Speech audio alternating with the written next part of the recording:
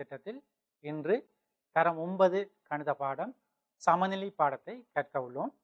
வாருங்கள் நாங்கள் பாடத்தை கற்போம். இப்பாடத்தை கற்பதன் மூலம் நீங்கள் அடையக்கூடிய தேர்ச்சி, அன்றாட வாழ்க்கை பிரச்சனையில் எங்களுக்கு வரக்கூடிய பிரச்சனைகளை தீர்ப்பதற்கு கணியங்கள், பல்வேறு கணியங்கள் தொடர்பான பகுப்பாய்வுகளை செய்யக்கூடியதாக இருக்கும். இப்பாடத்தின் தேர்ச்சி மட்டமாக 2 கணியங்கள் தொடர்பான பிரச்சனைகளை எங்களுக்கு தீர்க்கக்கூடிய தேர்ச்சியினை உங்களால் அடையக்கூடியதாக இருக்கும். இப்பாடத்தை கற்பதன் மூலம் இந்த தேர்ச்சி மட்டத்தை உங்களால் பெறக்கூடியதாக இருத்தல் வேண்டும். இப்பாடத்தினை நீங்கள் கற்று முடித்திருக்கும் போது உங்களால் இந்த கற்றல் பேறுகள் உங்களுள் அடைய பெற்றிருக்கும். தெக்காட்டின் தளத்தின் மீதுள்ள பிரதேசங்களை இனங்காணக்கூடியதாக இருத்தல் வேண்டும். தெக்காட்டின் தளங்களில் பிரதேசங்களை பெயரிடக்கூடியதாக இருத்தல் வேண்டும். ஒரு புள்ளி தெக்காட்டின் தளத்தில் எந்த பிரதேசத்தில் அமைந்திருக்கிறது என்பதை சொல்லி அதற்கான காரணங்களையும் கூறக்கூடியதாக இருத்தல் வேண்டும். இந்த விடயங்களை அடையத்தக்க வகையில் எங்களுடைய பாடத்தை இப்பொழுது நாம் கற்க உள்ளோம். பாருங்கள் மாணவர்களே, நாங்கள் பெருமானங்களை ஒப்பிட்டு பார்ப்பதற்கு பொதுவாக கணிதத்தில் இந்த 3 குறியீடுகளையும் இப்பொழுது பயன்படுத்துவோம். முதலாவது குறி, இது ஏற்கனவே எங்களுக்கு அறிமுகமான குறியீடு, சமன் குறியீடு. அடுத்த குறியீடு பாருங்கள், பெரிது என்ற குறியீடு.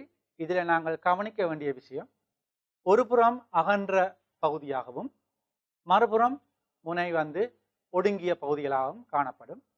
இவ்வாறு எழுதப்படும் போது அதை பெரிது என்றும், அதே குறியீடு பக்கம் மாறி வரும்போது சிறிது என்றும் அந்த குறியீட்டை நாங்கள் அழைக்கிறோம். இந்த குறியீடுகளை பயன்படுத்தி நாங்கள் எவ்வாறு பெருமானங்களை ஒப்பிடலாம் என்று சொல்லி அடுத்த விடயமாக பார்ப்போம். பாருங்கள், ஒப்பீட்டு குறியீடுகளை பயன்படுத்தி எவ்வாறு பெருமானங்களை ஒப்பிடுதல் என்பது இங்கு காட்டப்பட்டுள்ளது.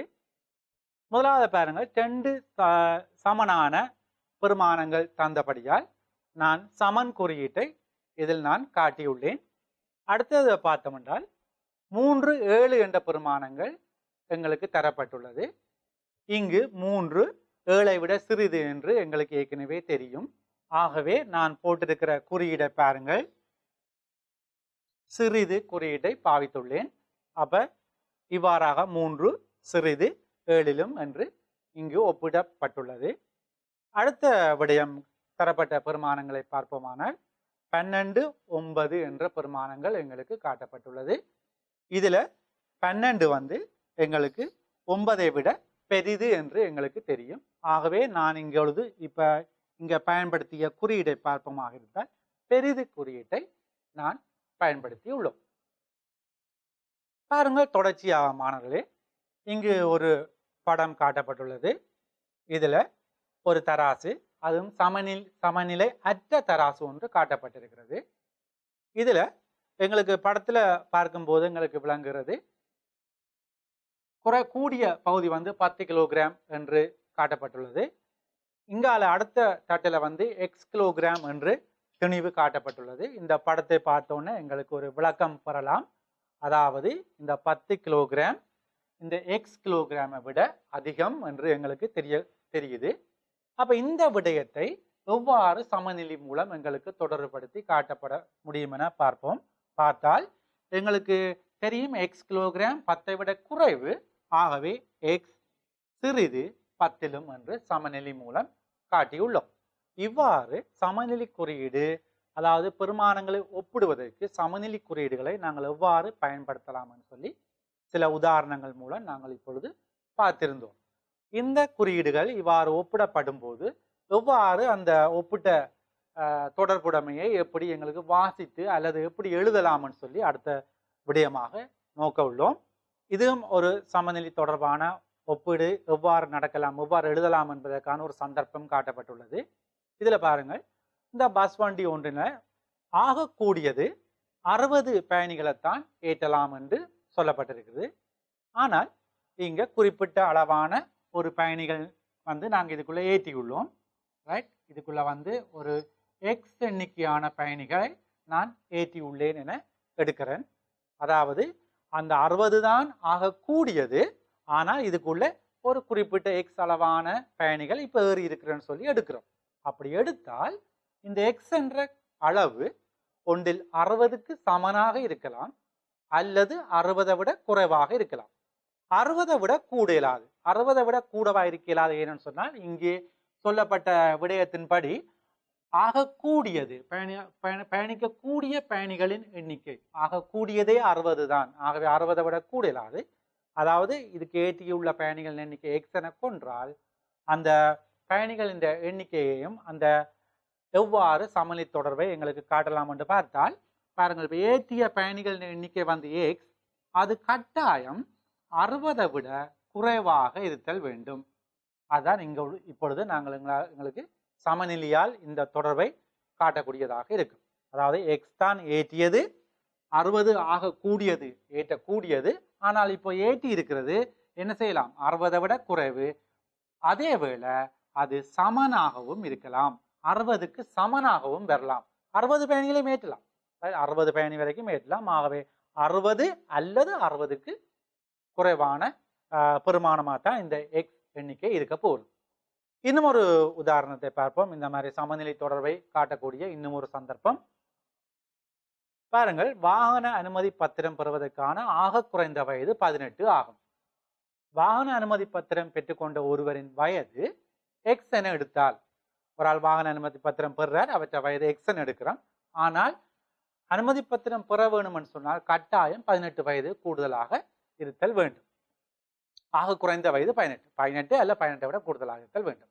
ஆக இது எப்படி எங்களுக்கு சமநிலை மூலம் தொடர்புபடுத்தலாம் என்று பார்த்தால் பாருங்கள், இந்த எக்ஸ் அதாவது அந்த வயது, அந்த வாகன அனுமதி பத்திரம் பெறுபவருடைய வயது எவ்வாறு இருக்க வேண்டும் என்று சொன்னால் கட்டாயம் பெரிதாக இருக்க வேண்டும்.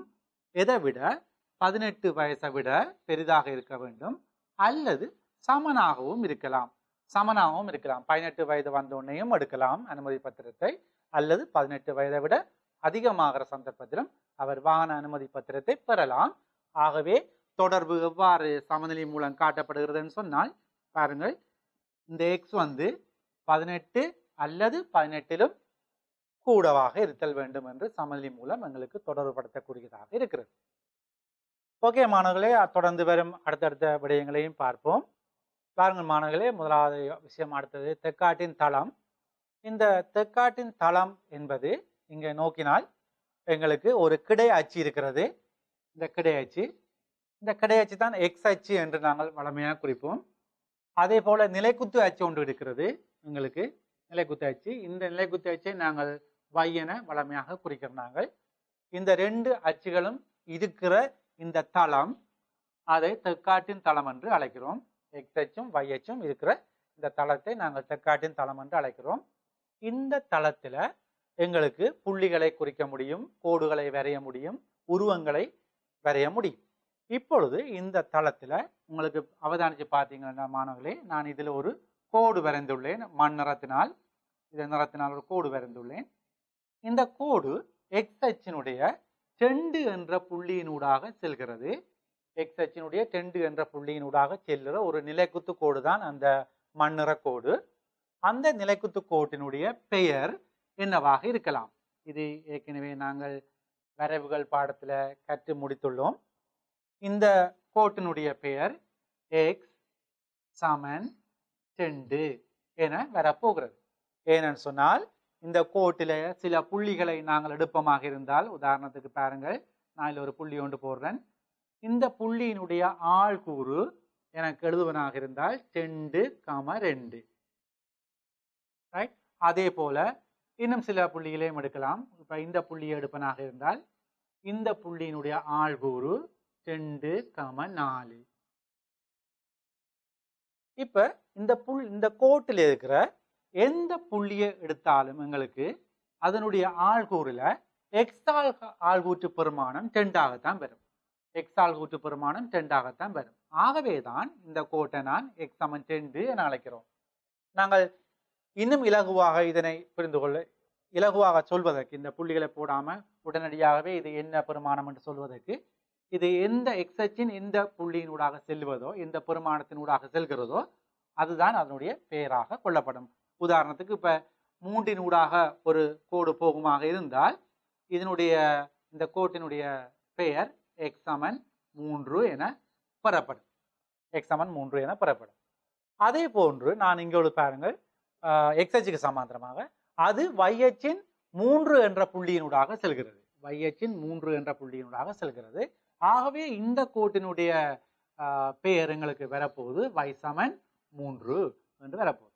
இதிலும் இந்த கோட்டிலும் நீங்கள் எந்த புள்ளியை எடுத்து பார்த்தாலும் அதனுடைய ஆள்கூறில வையால் கூட்டு பெருமானம் வந்து 3ஆக காணப்படும். உதாரணத்துக்கு இந்த புள்ளியை நான் காட்டுகிறேன் பாருங்கள். இந்த புள்ளியினுடைய எக்ஸால் கூட்டு பெருமானம் 2 சம வையால் கூட்டு பெருமானம் 3. அதே போன்று இப்ப இதில் எடுப்போமா, இந்த இன்னொரு புள்ளியை எடுப்போம். இந்த புள்ளி எடுப்பமாக இருந்தால் இதனுடைய ஆள்கூறு 1, 3. இதிலும் வையால் கூட்டு பெருமானம் பார்த்தீங்கன்னா 3 தான். வையால் கூட்டு பெருமானம் 3, இங்கேயும் 3. அப்ப இந்த கோட்டில் எந்த புள்ளி எடுத்தாலும் எங்களுக்கு வையால் கூட்டு பெருமானம் 3ஆக கிடைக்கும். ஆகவே தான் இந்த கோட்டுக்கு y சமன் 3 என்ற கோடு பேர் வழங்கப்படுகிறது. இப்ப இதுல நாங்கள் என்னத்தை நாங்கள் விளங்கி கொண்டோம் என்றால், தெற்காட்டின் தளம் ஒன்று எப்படி இருக்கும், அதில் x அச்சு y அச்சு இருக்கும். அதுல நிலைக்குத்து கிடைக்கோடுகள் வரும்போது அவற்றினுடைய பெயர்கள், அவற்றினுடைய சமன்பாடுகள் எப்படி பெறப்படும் என்று பார்த்தோம். இந்த விடயங்களை வைத்துக்கொண்டு அடுத்த கட்டமாக நாங்கள் மேலும் சமநிலைகளை எவ்வாறு இந்த தெற்காட்டின் தளத்தில் கொண்டு வருதல் என்று சொல்லி பார்க்கலாம். மாணவர்களே, தெற்காட்டின் தளத்தில் உள்ள பிரதேசங்களை குறிக்க உள்ளோம். நாங்கள் ஏற்கனவே தெற்காட்டின் தளம் தொடர்பான விடயங்களை பார்த்துள்ளோம். பாருங்கள், நான் ஒரு தெற்காட்டின் தளத்தில் ஒரு கோடு வரையப்பட்டிருக்கிறது. இதில் ஒரு நாவல் கலர்னால், நாவல் நிறத்தினால் ஒரு கோடு வரையப்பட்டிருக்கிறது. அது வந்து எக்ஸ் அச்சினுடைய 3 என்ற புள்ளியினூடாக செல்கிறது. ஆகவே நாங்கள் ஏற்கனவே கற்றதின்படி இந்த கோடு வந்து எக்ஸ் சமன் 3 என்று எங்களுக்கு சமன்பாடு வழங்கலாம் அந்த கோடு. மேலும் இந்த பிரதேசத்தில் பார்த்தீங்கன்னு சொன்னால் இந்த கோட்டுக்கு ஒரு புறம் நான் ஒரு சிவப்பு வண்ணத்தினால் ஒரு நிலத்திய பிரதேசம் காட்டியுள்ளேன். இந்த கோட்டுக்கு மறுபுறம் ஒரு நீல வண்ணத்தினால் நிலத்திய பிரதேசத்தை காட்டியுள்ளேன். இவ்வாறு இந்த தெற்காட்டின் தளம் பிரதேசங்களாக பிரித்துள்ளதை நீங்கள் அவதானிக்கலாம். இதுல ஒரு கோட்டை வரைவதனால், ஒரு தெற்காட்டின் தளத்துல ஒரு கோடு ஒன்று வரைவதனால் இந்த தெற்காட்டின் தளம் எங்களுக்கு 3 பிரதேசங்களாக எங்களுக்கு பிரிக்கப்படுவதை அவதானிக்கக்கூடியதாக இருக்கும். அந்த 3 பிரதேசங்களும் எது எது என இப்பொழுது நாம் பார்ப்போம். முதலாவது அந்த கோடு, அதாவது நாங்கள் x சமன் 3 என்ற பிரதேசம் இருக்கு இல்லையா, அந்த கோடும் ஒரு பிரதேசம் தான். அந்த கோடும் ஒரு பிரதேசமாக கொள்ளப்படும். அவை முதலாவது பிரதேசம் அந்த வரையப்பட்ட கோடு.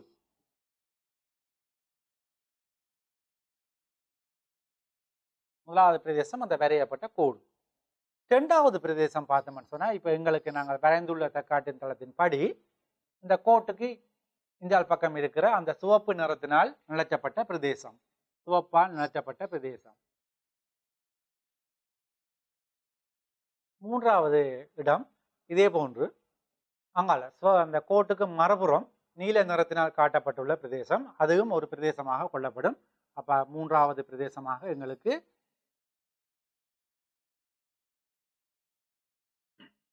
இந்த 3 தான் ஒரு தெற்காட்டின் தளத்துல ஒரு கோட்டினால் வரக்கூடிய பிரதேசம். அதாவது கோட்டுக்கு இருபுறமும் இருக்கிற 2 பிரதேசம். ஆக மொத்தம் 3 பிரதேசங்கள் எங்களுக்கு கிடைக்கும். இந்த பிரதேசங்கள் தொடர்பான சமநிலை தொடர்பான விடயங்களை தான் இதில் மேலும் நாங்கள்